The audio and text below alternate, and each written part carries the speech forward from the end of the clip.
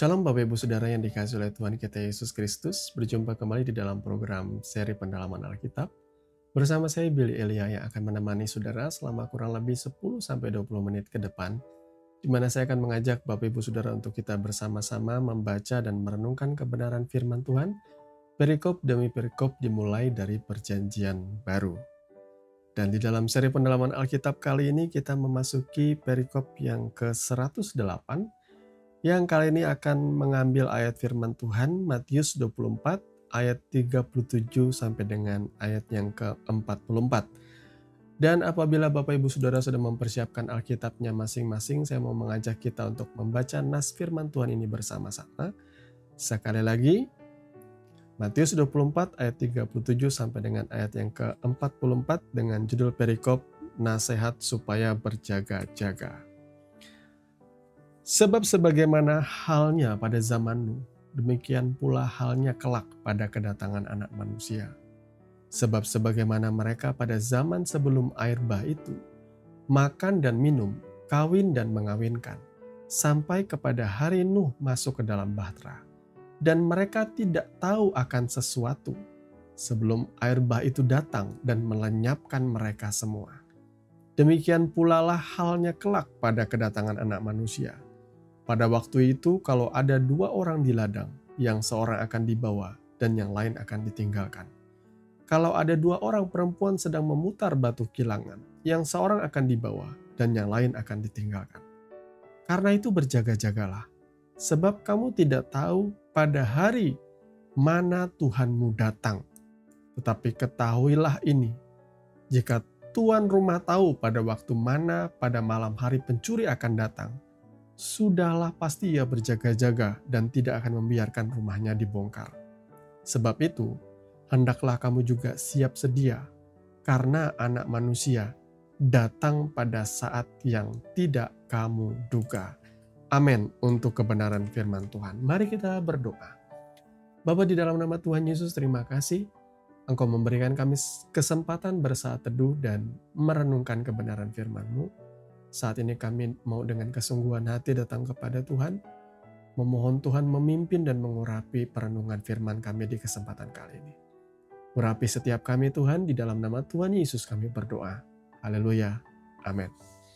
Nah, Bapak Ibu Saudara yang dikasihi oleh Tuhan kita Yesus Kristus, nas firman Tuhan kali ini akan mengajak kita untuk membahas mengenai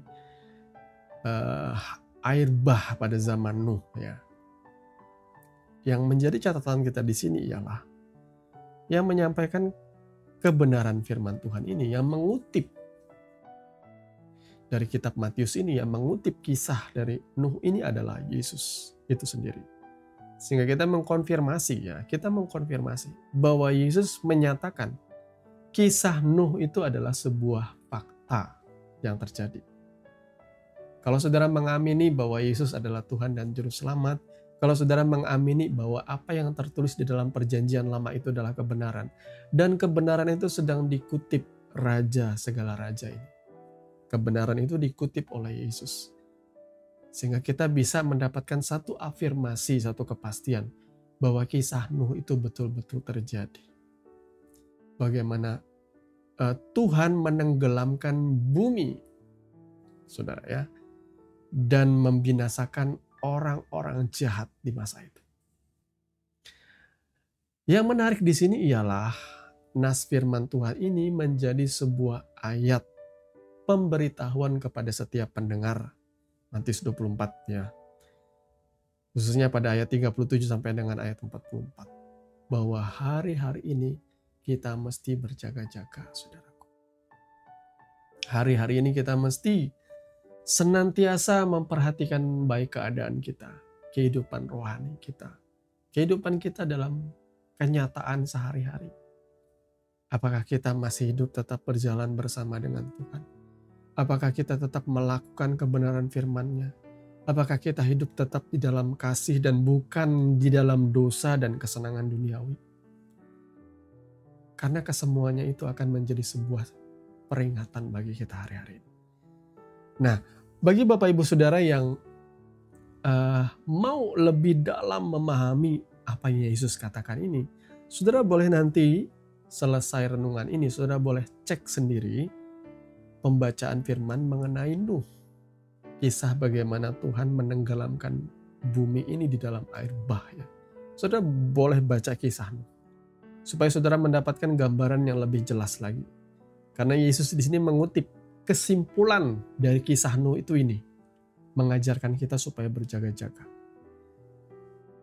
Tapi tidak ada salahnya untuk saya membawa saudara di dalam theater of mind-nya, ya, supaya saudara bisa memasuki ceritanya yang bulat, ya. Bahwa pada masa itu kan kejahatan sampai ke langit, itu istilah, ya, bahasa kiasan kejahatan manusia itu sampai ke langit, sampai didengar oleh Tuhan. Bahwa mereka melakukan satu tindakan-tindakan yang penuh dengan kejahatan, hal-hal yang sumbang terjadi di bumi ini dan membuat Tuhan murka. Ia berikhtiar untuk membinasakan sebagian besar dan hanya satu keluarga yang diselamatkan, yakni Nuh dan sanak keluarganya yang Tuhan selamatkan. So, perhatikan di sini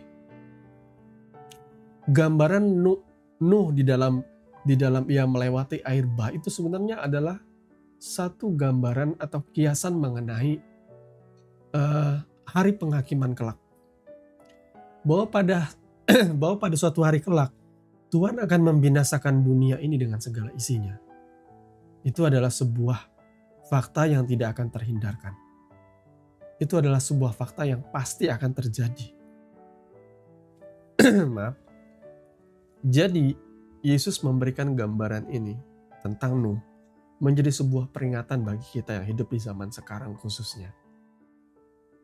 Bahwa akan ada masa di mana manusia akan memasuki masa-masa seperti di era Nuh. Manusia akan hidup bersenang-senang, manusia akan hidup di dalam dosa, di dalam kejahatan, dan itu sudah terbukti.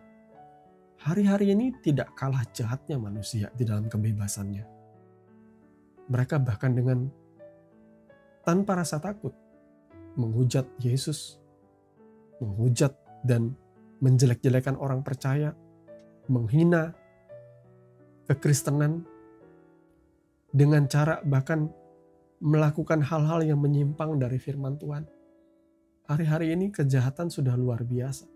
Pembunuhan, pemerkosaan, kejahatan moral. Orang-orang mulai mengesahkan bahkan masuk ke dalam gereja. LGBTQ, ya, pernikahan sesama jenis bahkan sudah dilegalkan di beberapa gereja di luar negeri. Itu bukanlah mewakili orang Kristen konservatif seperti saya. Enggak. Kita tetap straight lurus kepada firman Tuhan.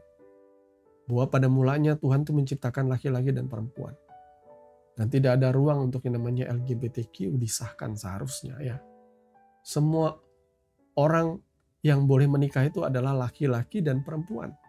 Bukan sesama jenis. Itu tidak pernah dibenarkan. Tapi hari ini orang menggunakan hashtag love wins, kasih menang, kasih yang mana dulu? Itu bukan kasih Tuhan, itu kasih akan dunia ini. Dan Yesus berkata, kalau engkau mengasihi dunia ini, engkau akan binasa, engkau akan kehilangan nyawamu. Mari, saudara bisa lihat dengan sungguh-sungguh bahwa Yesus mengingatkan dan memperingatkan setiap orang percaya hari-hari ini.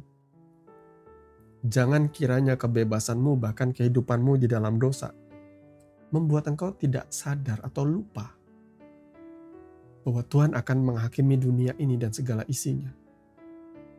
Suatu saat kelak di dalam hari penghakiman, apa yang akan terjadi kepada dunia ini akan sama seperti ketika ia menghakimi dunia di era Nuh dengan yang namanya air bah. Namun Tuhan berjanji, ya, penghakiman yang kedua tidak akan sama seperti yang pertama. Tuhan tidak akan melakukan yang namanya air bah lagi. Ia sudah memberikan janjinya melalui lambang pelangi itu. Walaupun lambang pelangi disalahartikan sebagai LGBTQ hari ini. Tetapi kalau kita belajar sejatinya, pelangi adalah lambang perjanjian Tuhan bahwa ia tidak akan menenggelamkan bumi dengan cara yang sama seperti di era Nuh. Namun, kebebasan yang hari-hari ini diberikan oleh Tuhan akan membuktikan. Memang hari-hari ini kebebasan itu ada baiknya tuh begini. Bagaimana kita memurnikan seseorang yang betul-betul mengasihi kita dengan memberikannya kebebasan untuk melakukan apapun yang ia mau, bahkan kebebasan untuk mengkhianati kita. Kalau saudara tinggal di Korea Utara, apa-apa tuh harus didikte dan dilakukan dengan tepat, dengan presisi, dengan benar, kalau enggak akan dihukum. Itu bukan kebebasan namanya. Banyak orang melakukan kelihatannya taat, kelihatannya nurut, tapi semuanya dilakukan dengan rasa takut. Semuanya dilakukan sebenarnya dengan hati yang dumel, dengan hati marah. Maka kebebasan hari-hari ini positifnya ialah orang akan betul-betul teruji cintanya kepada Tuhan justru ketika ia punya banyak pilihan untuk mencintai dunia ini. Hari ini kita kan begitu bebas ya. Kita bisa memilih apa saja hari ini, kesenangan-kesenangan dunia. Tapi kalau engkau tetap memilih Tuhan dan tetap memilih mengikuti Tuhan dengan segenap hatimu dan bahkan dengan seisi keluargamu, seisi rumahmu, maka itu justru akan membuktikan begitu murninya cintamu kepada Tuhan. Saudara punya pilihan hari ini, mengikuti Tuhan dengan sungguh-sungguh atau tidak. Karena ada begitu banyak orang memberikan contoh, bahkan role model, artis, selebriti, yang menunjukkan gaya hidup yang tidak lagi menghormati firman Tuhan, tidak mengikuti Tuhan. Mereka seenaknya kawin cerai. Mereka seenaknya melakukan hal-hal yang jahat di mata Tuhan. Dan seolah-olah Tuhan tidak berbuat apa-apa. Ya, Tuhan tidak berbuat apa-apa, seolah-olah Tuhan diam. Karena saya merasa bahwa ini adalah masa di mana Tuhan memberikan kesempatan. Banyak orang melakukan hal-hal jahat itu karena mereka tidak mengenal Kristus. Karena mereka masih belum lahir baru dan belum menerima Kristus dalam hidupnya. Hal itu wajar. Hal itu wajar. Tapi akan ada tiba waktunya kesempatan itu akan ditutup. Dan saat itu penghakiman itu datang. Saudara yang sudah dengan terang-terangan menerima Kristus dalam hidupmu, saya berharap supaya jangan saudara pada akhirnya akan menjadi seorang pengkhianat yang meninggalkan Tuhan dalam hidup. Karena satu-satunya pribadi yang bisa menyelamatkan engkau adalah pribadi yang kau sangkal dan kau tinggalkan itu. Mari Bapak Ibu Saudara yang dikasihi oleh Tuhan kita Yesus Kristus, berjaga-jagalah hari-hari ini. Kesenangan dunia begitu luar biasa. Orang bahkan bertanya-tanya, dengan begitu banyaknya kemajuan teknologi dan sebagainya, informasi beredar semua hal, seolah-olah semuanya tentram, aman, damai, dan seolah-olah di mana Tuhan saat ini? Apakah masih relate atau masih relevankah aku mempercayai Tuhan? Haruskah aku tetap beriman kepada Tuhan hari-hari ini? Orang-orang mulai dibawa dalam pikiran liberal bebas. Dan akhirnya mulai menumbalkan imannya. Meninggalkan Kristus. Sudah gak relevan lagi menjadi orang Kristen hari ini. Lalu mulai berbondong-bondong meninggalkan Tuhan. Begitu banyak orang di luar negeri hari ini gerejanya sepi, kosong. Bahkan ada beberapa gereja yang akhirnya menjadi saksi sejarah doang. Tidak ada lagi orang beribadah di sana. Semua orang hidup dalam kebebasan. Tidak ada lagi rasa takut akan Tuhan. Tidak ada lagi orang yang berjaga-jaga di dalam iman. Orang hidup sesuka-suka mereka, menurut apa yang mereka pandang baik. Bahkan ada orang yang terang-terangan berkata, seorang influencer, ya, ada politikus juga yang berkata bahwa sudahlah, firman Tuhan sudah tidak lagi relevan. Manusia hari ini hidup dengan kebebasan berpendapat, kebebasan melakukan apa yang ia suka. Bahkan kebebasan tidak harus diatur oleh firman Tuhan. Mau mengaborsi anak silahkan, mau berhubungan seks bebas silahkan. Mau LGBTQ silahkan. Mau melakukan kejahatan-kejahatan apapun silahkan. Tetapi hari ini kita diajar bahwa hati-hati. Tanpa mereka sadari, sama seperti orang-orang di zaman Ayub, mereka bersenang-senang dan mereka tidak sadar. Ada orang seperti Ayub yang sedang membangun bahtera, membangun sebuah kapal yang besar. Mereka pikir Ayub ini sudah konslet pikirannya. Ini orang gila. Sementara kita bersenang-senang di dunia ini, lah kok ada orang yang sedang membangun kapal, bahkan di atas bukit, di atas gunung. Orang gila macam apa? Keadaan lagi aman-aman begini, tentram begini. Saudara juga akan dipertanyakan orang-orang, lo ngapain kamu zaman sekarang? Masih ikut Tuhan sungguh-sungguh? Masih tetap berbakti kepada Tuhan ngapain? Zaman sudah maju, sudah nggak relevan lagi ikut Tuhan. Tapi saudara tetap membangun hidupmu, tetap mengasihi Tuhan, tetap taat, tetap mengikuti firman-Nya, tetap membangun karakter saudara dalam takut akan Tuhan, tetap memikul salib menyangkal diri, menjaga kesucianmu di hadapan Tuhan. Orang akan bertanya, sudah nggak relevan, ngapain kamu melakukan semua itu? Orang gila kamu, orang bodoh kamu. Ada begitu banyak kenikmatan dunia yang bisa kamu cicipi, bahkan kau nikmati. Kenapa engkau harus melakukan seperti itu? Bodoh kamu. Orang-orang juga akan menilai Ayub hal yang sama. Orang gila macam apa yang membangun bahteranya di atas bukit, di atas gunung? Orang akan mencibir saudara ketika engkau sungguh-sungguh mengikuti Tuhan. Orang akan bilang saudara, oh orang alim dia ini. Ya, kami ini orang berdosa. Tetapi nadanya mengejek, mengintimidasi, menjelek-jelekan. Tapi Tuhan memperingatkan di sini tanpa disadari. Tanpa disadari, penghakiman itu akan datang. Penghakiman pertama, penghakiman kecil, ya, yakni kematian. Saudara tanpa sadar saudara akan dijemput. Saya tidak tahu siapa yang menjemput karena saya sendiri tidak pernah mati, tapi kematian secara lahiriah itu akan terjadi bagi setiap orang. Hari ini saudara berpikir mungkin umurku panjang. Saya baru membaca berita di sosial media ada seorang mahasiswi kedokteran yang meninggal dunia. Usianya masih sangat muda sekali. Sakit. Ketika saya lihat sosmednya, dia terlihat ya seperti anak muda-muda kebanyakan yang bersenang-senang dan sebagainya. Dia tidak pernah tahu bahwa ternyata umurku pendek ya. Gak pernah ada yang tahu, saudara. Kadang bahkan yang sudah tua renta, bahkan beberapa orang tua saya melihat ada seorang nenek atau seorang kakek yang harus menguburkan cucunya yang masih sangat amat muda. Kita tidak pernah tahu. Tetapi kematian itu sesuatu yang pasti. Di dunia ini banyak hal yang tidak pasti. Tetapi yang pasti itu semua kita tuh pasti mati. Menunggu giliran kata orang. Tapi sudahkah saudara berjaga-jaga? Bagaimana kalau pencuri itu datang? Hari ini kalau orang berjaga-jaga ya punya toko atau punya rumah. Orang berjaga-jaga dengan cara memasang CCTV di rumahnya. Dengan cara memasang alarm. Itu adalah satu bagian dari berjaga-jaga. Tapi orang percaya hari ini bagaimana dia berjaga-jaga? Ya, dengan tetap memelihara imannya. Dengan tetap bertumbuh di dalam kasih, di dalam kebenaran firman Tuhan. Berjaga-jaga dengan memelihara hidup kita, karakter kita bertumbuh dalam kebenaran, serupa dengan Kristus. Disitulah berjaga-jaga yang Tuhan kehendaki. Supaya kelak ketika engkau dijemput pulang, baik oleh penghakiman yang pertama yaitu kematian lahiriah, engkau sudah siap. Siap atau tidak siap, ya setidaknya engkau meninggal di dalam usahamu untuk terus mengikuti Tuhan dengan sungguh-sungguh memelihara iman. Saudara, ketika engkau meninggalkan Yesus dan engkau dijemput oleh Tuhan dan engkau sudah keburu meninggalkan Yesus, engkau bahkan mau menangis meronta-ronta di hadapan tata pengadilan. Anak domba Allah, Tuhan tidak akan mengenal engkau.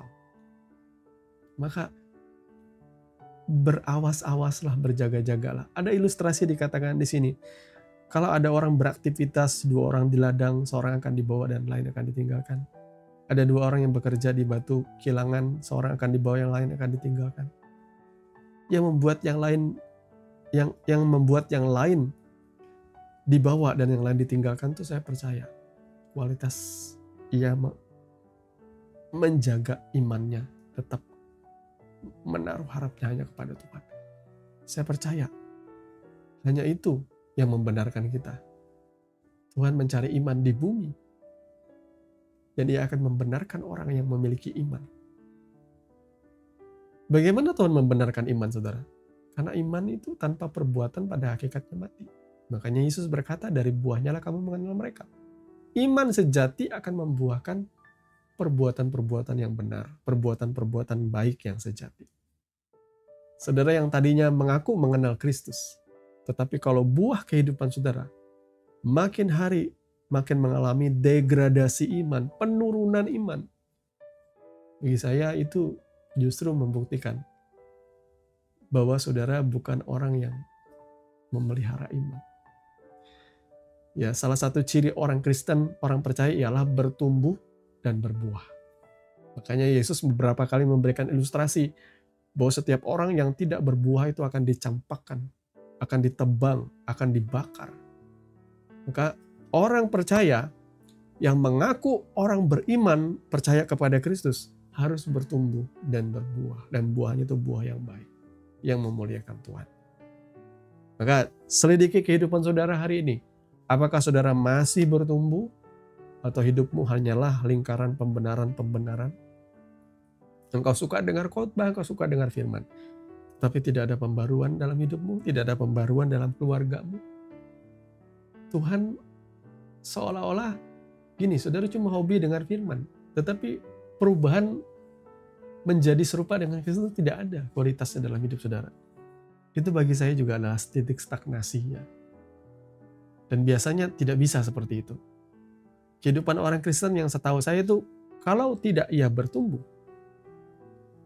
dan berbuah, semakin ia dewasa, semakin ia tua, semakin ia matang di dalam Tuhan. Semakin ia takut menyakiti hati Tuhan.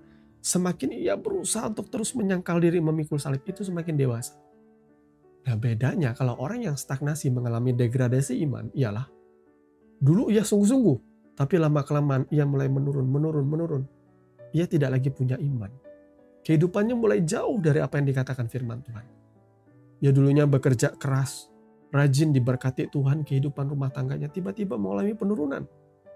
Rumah tangganya mulai tidak harmonis, mulai kehilangan kepercayaan, mulai berpisah, mulai bercerai.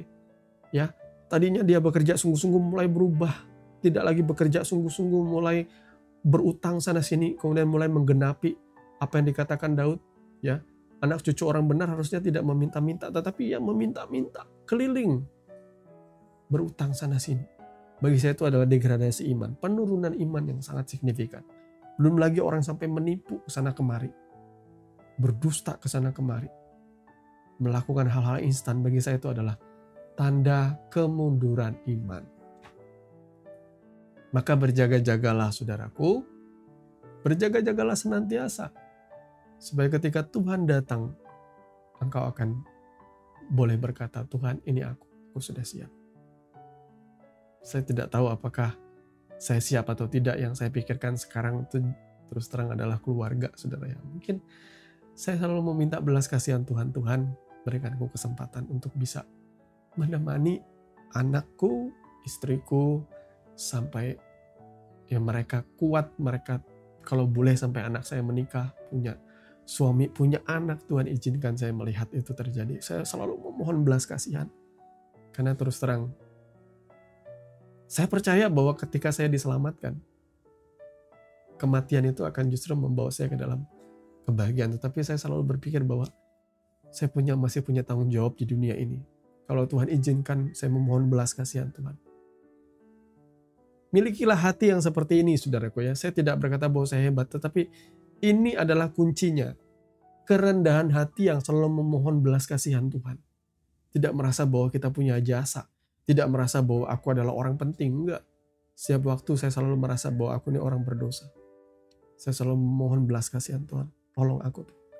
Aku tidak pernah mengingat jasa-jasa apapun yang aku perbuat di masa yang lalu.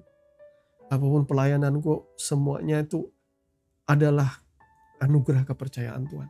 Aku tidak selayaknya memegahkan diri.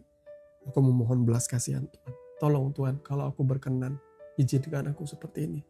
Tuhan, aku mohon belas kasihan-Mu Tuhan. Milikilah hati seperti itu, yang selalu rendah, merasa diri tidak berguna, tidak punya kemampuan apa-apa tanpa Tuhan. Tuhan kiranya memberkati kebenaran firman-Nya, dan mari kita berdoa. Bapa, di dalam nama Tuhan Yesus, tolong kami Tuhan agar kami boleh menghidupi kebenaran firman-Mu. Mampukan kami Bapa. Hari-hari ini adalah hari-hari yang jahat. Hari-hari ini adalah hari-hari yang berat. Kami bisa saja terbawa arus untuk mencintai dunia dan segala kesenangan. Tapi hari ini kami dan seisi rumah kami akan mengikuti Engkau Tuhan seumur hidup kami. Kami mau berjaga-jaga senantiasa. memelihara iman kami. Bahkan memohon Tuhan agar terus membuat kami bertumbuh di dalam kebenaran firman. Agar ketika kami berjumpa Engkau Tuhan, Kau menjemput kami, Kau membawa kami siap Tuhan. Kami siap Tuhan.